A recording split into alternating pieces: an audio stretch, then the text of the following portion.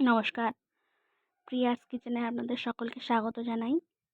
আজকে আমি বাঁধাকপির পকোড়া রেসিপিটি আপনাদের সাথে শেয়ার করব। তার জন্য আমি এখানে সরু সরু করে বাঁধাকপি কেটে নিয়েছি এবং তাতে পরিমাণ মতো লবণ দিয়ে দিচ্ছি। এবার লবণটা দিয়ে ভালোভাবে বাঁধাকপির সঙ্গে মিশিয়ে নেব। দিয়ে কিছুক্ষণের জন্য এটা রেখে দেবো। দেখুন বাঁধাকপির থেকে একটু সামান্য জল বেরিয়ে এসেছে নুনটা দেওয়ার জন্য। এবার এতে ধনেপাতা কুচি এবং কাঁচা লঙ্কা কুচি দিয়ে দেব।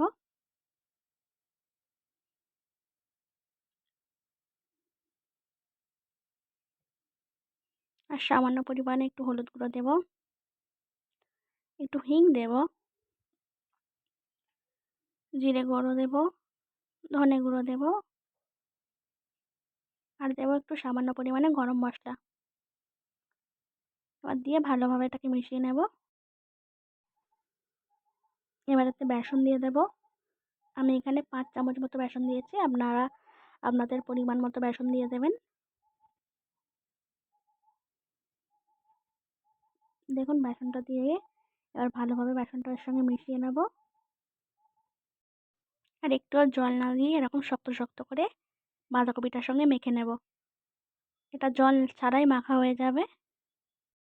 এবার একটা কড়াতে তেল গরম করে বাঁধাকপির যে মিশ্রণটা আমরা করে রেখেছিলাম সেই মিশ্রণটা অল্প অল্প করে এই তেলের মধ্যে দিয়ে দেব।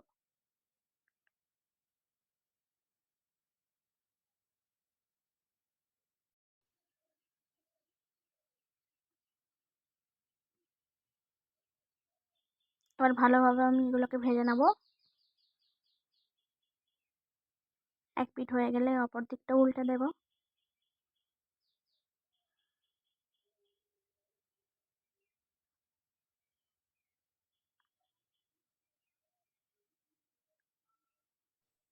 এগুলো আমার ভাজা হয়ে গেছে, আমি এবার এগুলোকে তুলে নেব।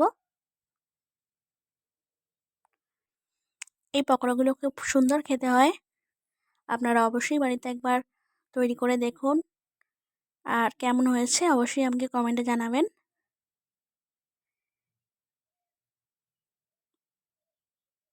ভিডিওটি যদি আপনাদের ভালো লেগে থাকে অবশ্যই লাইক, কমেন্ট এবং সাবস্ক্রাইব করে আমার চ্যানেলটির পাশে থাকবেন।